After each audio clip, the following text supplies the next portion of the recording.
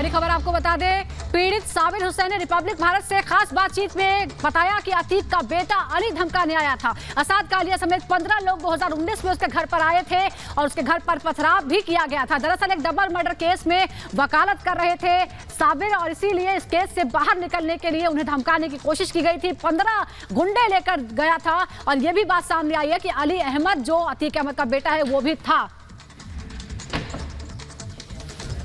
और इसी खबर पर ज्यादा जानकारी के लिए हम सीधा रुख करेंगे हमारे सहयोगी लोमस की तरफ, जो कि प्रयागराज से हमारे साथ जुड़ गए हैं। लोमस, लगातार बड़े खुलासे हो रहे हैं और जिस तरीके से एकदम इस पीड़ित ने बताया है कि क्या कुछ इसके साथ हुआ, परिवार के लोगों को अभी भी धमकाया जाता है, क्या अभी और जानकारी मिल पा रही है?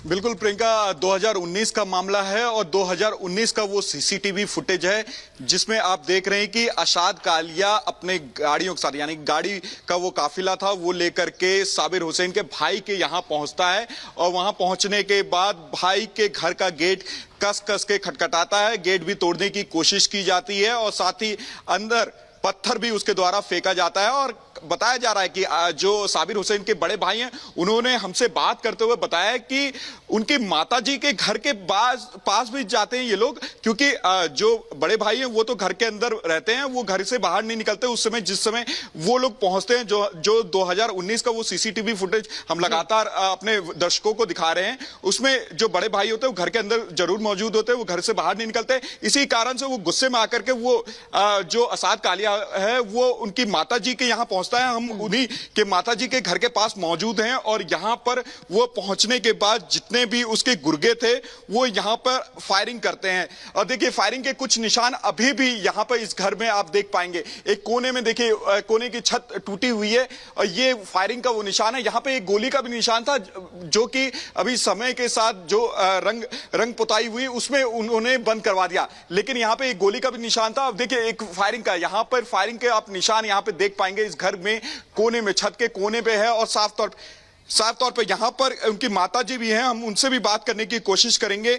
क्या हुआ था उस दिन माताजी? उस दिन हम लोग यहाँ अंदर थे, हमें छोटे छोटे बच्चे थे, हम ऊपर चढ़े छत पे कपड़ा डालने के लिए, तो आवाज़ आई उधर से। जब उसको हमने देखा फायर की, मतलब इधर गोली चल, बस सब चुप्पे से बैठ गए वहाँ। अगर बैठते नहीं तो गोली लग जाती? गोली हमें सर में लगती, कहाँ भी लगती। और ये लोग सब छोटे थे, यहाँ थे दरवाजा में अद्धा मारे, लेकिन हमारी तबीयत फिर खराब हो गई थी। चिल्ला भी रहता, हल्ला भी कर रहे थे? हाँ, वो तो बहुत गाली बक रहा था, सबके नाम ले लेके गाली बक रहा, लेकिन हम सोचे किसी का बोलता, जब ऐसे सोचे बस हम अपना जल्दी से नीचे बैठ गए। फिर नहीं, मतलब सर में लगती, कहाँ भी लगती, मगर कहीं ना कहीं तो लग जाती।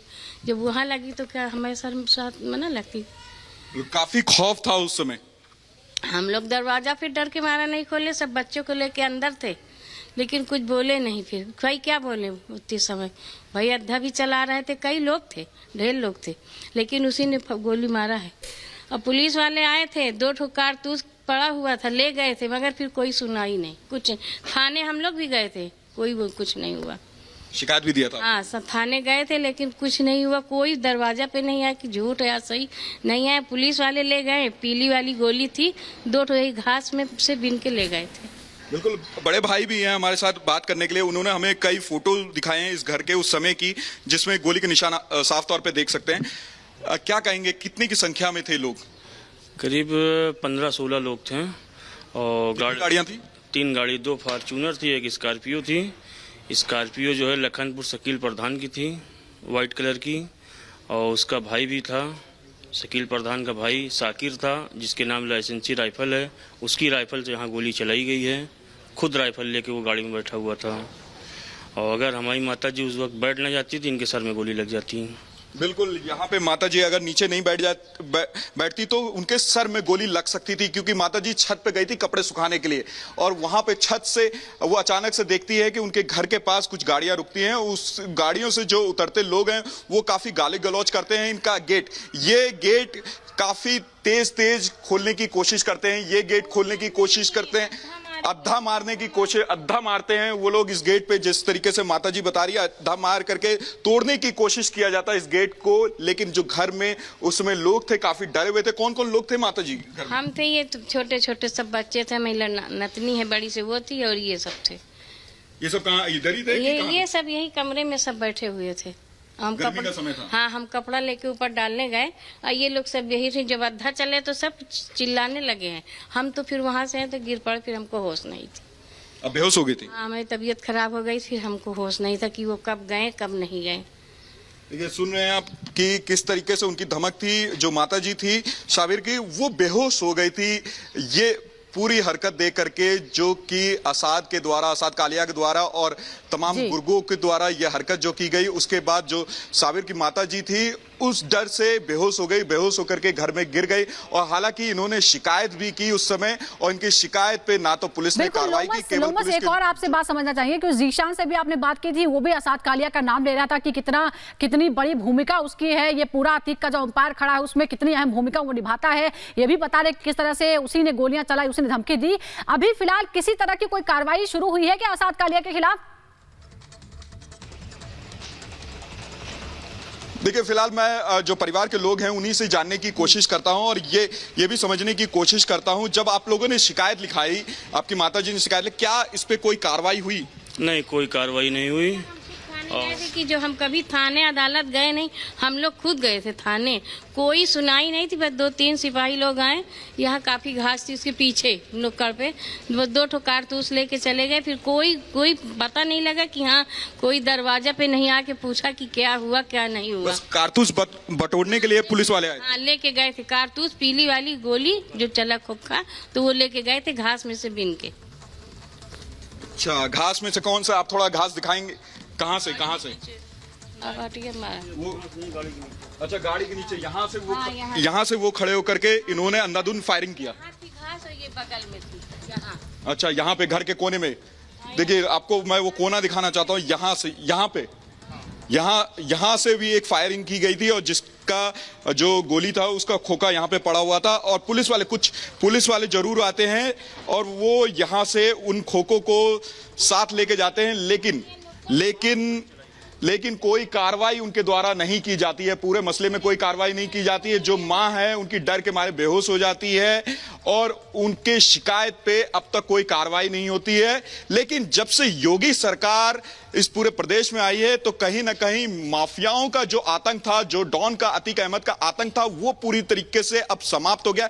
लोग खुल करके सामने आ रहे हैं। आपको हमने वीडियो दिखाया, हमने जो पीड़ित है उनसे भी बात करवाई। लगातार जो अतीक अहमद के डर से सताए हुए, यानी कि उनके गुर्गों से सताए हुए लोग थे, अब खुल करके सामने आ रहे हैं, बता रहे हैं कि किस तरीके से वो अपना आतंक का यहाँ पे साम्राज्य चलाता था और किस तरीके से लोगों को धमकाता था, उनकी जमीन को हड़पता था, उनसे उगाही करता था और एक एक करके, या तो अगर कोई उनसे बहस करता था या उनके खिलाफ जाता था तो उनको मरवाने का काम भी अतीक के द्वारा अपने गुर्गों से मिलकर के किया जाता था।